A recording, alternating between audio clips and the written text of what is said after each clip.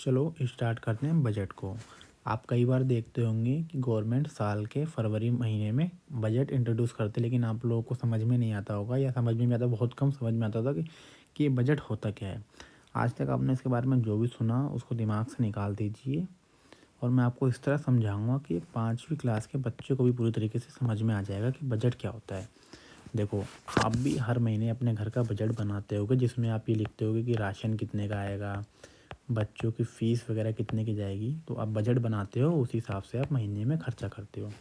उसी हिसाब से जो गवर्नमेंट अपना एक बजट बनाती है कि उसे किन किन सेक्टरों में खर्चा करना है और कहाँ कहाँ से उसकी इनकम आएगी। ठीक है, आपको इतना क्लियर होगा कि बजट क्या होता है। ठीक है, अब देखिए, गवर्नमेंट जो खर्चा करती है वो मैक्सिमम इन सेक्टरों में करती है: एजुकेशन में, हेल्थ में, इंफ्रास्ट्रक्चर जैसे रोड बनाना है, एयरपोर्ट बनाना है, हाईवे बनाना है वगैरह वगैरह।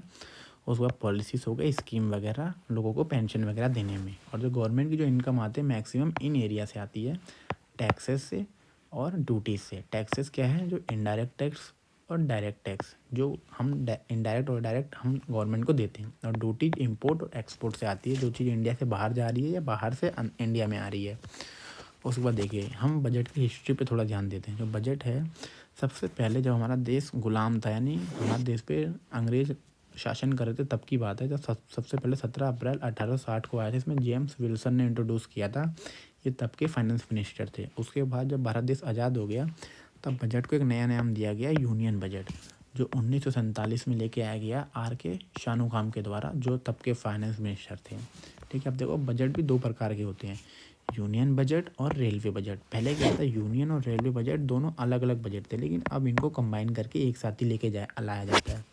यूनियन बजट में क्या होता है, जो फोकस करते हैं वो सभी सेक्टर के लोगों पे कर जाते हैं। जैसे आप हो गए, हम हो गए, मिडिल क्लास हो गया, बिजनेसमैन हो गया, सभी पे फोकस किया जाता है, ताकि किसी को ये ना लगे किसी पे ज़्यादा फोकस किया गया है, किसी पे कम। इस पर सभी लोगों पे इक्वली ध्यान दिया जाता है। और जो रेलवे बजट क्या होता है, गवर्नमेंट इसमें फोकस करती है रेलवे को ज़्यादा से ज़्यादा बढ़ाने में, नई नई रेलवे लेके आने में। जैसे भी आपने भी सुना होगा कि इस टाइम बुलेट ट्रेन पे ज़्यादा ध्यान दिया जा रहा है। तो ये सारे गवर्नमेंट के प्रोजेक्ट होते हैं।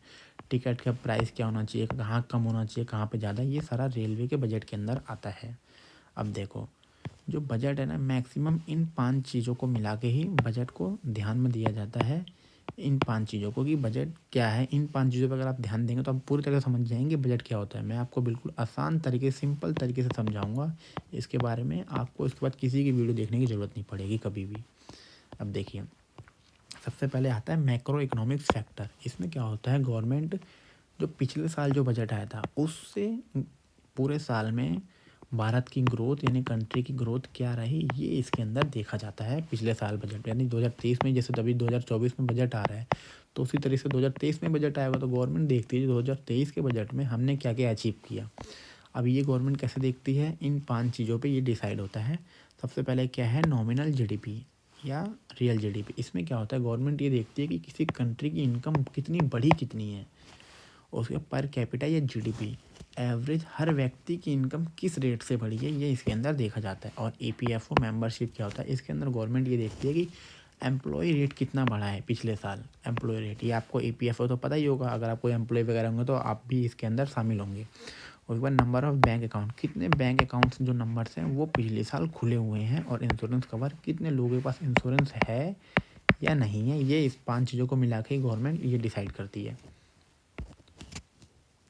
उसके बाद देखो, जो दूसरा है गवर्नमेंट एक्सपेंडिचर। ये गवर्नमेंट एक्सपेंडिचर, गवर्नमेंट इस पर सबसे ज़्यादा फोकस करती है, क्योंकि किसी भी हम जो आम लोग हैं उनके लिए ये एक्सपेंडिचर का जो सेक्शन है ये काफ़ी इंपॉर्टेंट होता है।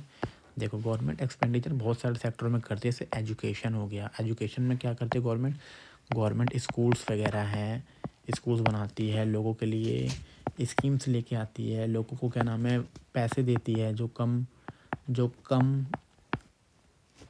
कैटेगरी के लोग हैं, जैसे एससी कैटेगरी हो गए, ओबीसी कैटेगरी वगैरह लोगों को गवर्नमेंट इसमें स्कीम्स लोगों के लिए लेके आती है। उसके बाद हेल्थ केयर, इसमें क्या है, गवर्नमेंट गरीबों के लिए मुफ्त दवाइयाँ या कम पैसों में दवाइयाँ, सरकारी हॉस्पिटल्स वगैरह हो गए, इस पे गवर्नमेंट ज़्यादा ध्यान देते हैं। ये आपका हेल्थ केयर सेक्टर आ गया। इंफ्रास्ट्रक्चर क्या है, यहाँ पे इसमें क्या होता है, जैसे कि हाईवे हो गया, जैसे क्या नाम है रोड हो गया, एयरपोर्ट हो गया। अभी आपने देखा होगा कि अयोध्या में 22 जनवरी को एयरपोर्ट बनाया गया, जो लॉन्च हुआ, तो ये भी सब कुछ इंफ्रास्ट्रक्चर के अंदर ही देखा जाता है। उसके बाद क्या है, प्रोवाइडिंग हाउसिंग। गवर्नमेंट जो रूरल एरिया के जो लोग हैं उनको हाउसिंग देना, ये लोग उनको जो वादा करती है उनको देना, एक ये एक्सपेंडिचर के अंदर ही आता है। दूसरा राशन, गरीबों को राशन देना ताकि कोई भी कभी बिना खाए ना मरे, तो इसमें गवर्नमेंट का मेन फोकस होता है, राशन पे होता है। और ये मेन इंपॉर्टेंट है डिफेंस, कि गवर्नमेंट डिफेंस पे ज़्यादा खर्चा करती है ताकि इंडिया के जो लोग हैं वो आराम से रह सकें, उनकी सेफ्टी बनी रहे। ठीक है। उसके बाद देखो इसमें जो इम्पोर्टेंट चीज़ है, अगर आप लॉन्ग टर्म में इन्वेस्टमेंट कर रहे हो तो आपको ये देखना इंपॉर्टेंट है कि गवर्नमेंट बजट में जो इंट्रोड्यूस करेगी उसमें किस सेक्टर पे ज़्यादा ध्यान दे रहा है। मान लो गवर्नमेंट अगर इंफ्रास्ट्रक्चर पे करेगी तो सिंपल सी बात है, इंफ्रास्ट्रक्चर से रिलेटेड जितने भी स्टॉक्स हैं वो सारे ऊपर जाएंगे। आपने भी देखा होगा जब भी शेयर मार्केट में जब बजट इंट्रोड्यूस होता है तो काफ़ी ज़्यादा वॉलेटिलिटी हो जाती है, मार्केट अप या डाउन होने लग जाता है। अब देखो जो तीसरा है इंसेंटिव्स एंड फाइनल सपोर्ट, इसमें हम आप लोगों की ज़्यादा खास बात नहीं होती, इसमें मैक्सिमम बिजनेस लोगों को ज़्यादा ध्यान होता है। फिर भी मैं आपको ये समझा देता हूँ। इसमें क्या होता है, इस कैटेगरी में जो बिजनेस ओनर्स होते हैं वो इन 3-4 चीज़ों को देखते हैं, जैसे कि इंसेंटिव्स। अब जो बिजनेस ओनर्स हैं उनको कोई इंसेंटिव्स मिल रहा है कि नहीं मिलेगा गवर्नमेंट की तरफ से, को उनके लिए स्कीम्स आएगी कि नहीं आएगी जो उनके बिजनेस को ग्रो कर सके। तीसरा, क्या उनको कोई टैक्स में रिबेट मिल रहा है क्या, कोई उनको टैक्स में छुटकारा मिलेगा कि नहीं मिलेगा। और उनको जो लोन अगर वो लेना चाहेंगे बिजनेस को बढ़ाने के लिए, क्या वो उनको डिस्काउंट में मिलेगा या कम इंटरेस्ट पे मिलेगा या नहीं। गवर्नमेंट मैक्सिमम जो बिजनेस ओनर्स हैं वो इन चीज़ों को देखते हैं, ये तीसरे फैक्टर के अंदर। अब देखो जो चौथा है फैक्टर है, चौथे फैक्टर से पहले मैं आपको एक बार ये समझाता हूँ, फाइनल सपोर्ट। फाइनल सपोर्ट में क्या होता है, गवर्नमेंट क्या करती है, जैसे मान लो गवर्नमेंट ने 2023 में रेलवे पे ज़्यादा फोकस किया, ठीक है। तो अब क्या करेगी गवर्नमेंट, 2024 में बोल देगी कि अब हम दूसरे सेक्टर पे ज़्यादा फोकस करेंगे, तो गवर्नमेंट कुछ पैसे यहाँ से निकाल के दूसरे सेक्टर में लगा देगी। ठीक है। अब देखिए ये है फिस्कल डेफिसिट, ये भी आपके लिए काफ़ी ज़्यादा इंपॉर्टेंट होता है। इसमें क्या होता है, जब गवर्नमेंट इनकम से ज़्यादा खर्चा कर देती है तो इसको बोलते हैं फिस्कल डेफिसिट। और किसी भी कंट्री पे जिसका फिस्कल डेफिसिट जितना ज़्यादा होगा उसके लिए उतना ख़राब है, जितना कम होगा उसके लिए उतना अच्छा होता है ये फिस्कल डेफिसिट। अगर मान लो गवर्नमेंट को अगर उधारी लेनी है, बोरोविंग गवर्नमेंट को अगर लेनी होती है तो गवर्नमेंट दो तरीके से लेती है। अब जैसे मान लो किसी कंपनी को मान लो पैसे लेने होते हैं तो वो क्या करती है, शेयर्स का IPO लेके आती है, इनिशियल पब्लिक ऑफर। लेकिन गवर्नमेंट ऐसा नहीं कर सकती, गवर्नमेंट क्या करती है, बॉन्ड्स को इशू करती है, जैसे डोमेस्टिक बॉन्ड और फॉरेन बॉन्ड। तो इसमें क्या करते हैं, लोग पैसे से इन बॉन्ड्स को खरीद के अपने पास रखते हैं।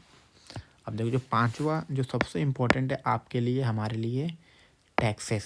कि गवर्नमेंट जो बजट को इंट्रोड्यूस करेगी 2024 में, कि उसमें टैक्सेस क्या है, कम होंगे, टैक्स लेवरेट से ज़्यादा होंगे, टैक्स हमें कम देना होगा या ज़्यादा देना होगा, ये लोग उसमें ध्यान देते हैं। लेकिन मैक्सिमम लोग इन 3 चीज़ों पे फोकस नहीं करते हैं और ये हर वीडियो में बताया भी नहीं जाता, लेकिन मैं आपको बता रहा हूँ। इसमें क्या आता है, लोगों को ये भी देखना चाहिए कि जो उन्हें डिविडेंड है, डिविडेंड अगर आपको नहीं पता तो बता दूँ, कोई भी आप शेयर लेते हो किसी भी कंपनी का, अगर उस कंपनी को प्रॉफिट होता है तो वो बदले में कुछ प्रॉफिट आपके साथ शेयर करती है, उसे डिविडेंड कहते हैं।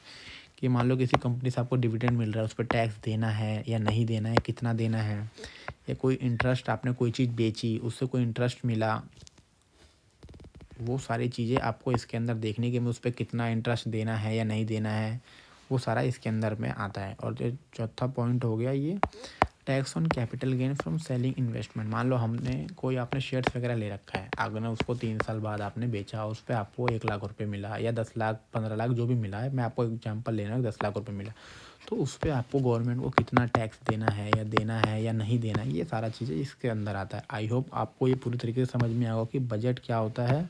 अब आपको कोई और वीडियो देखने की ज़रूरत नहीं पड़ेगी बजट के बारे में, बस बजट इतना ही है, इसको सिंपल रखिए। बाकी बजट जब एक बार इंट्रोड्यूस हो जाएगा तो मैं आपको फिर एक नई वीडियो में बता दूंगा इस साल 2024 के बजट में क्या क्या गवर्नमेंट ने लोगों के सामने रखा। अगर आपको वीडियो अच्छी लगी तो सब्सक्राइब कर सकते हैं, एक लाइक कर सकते हैं।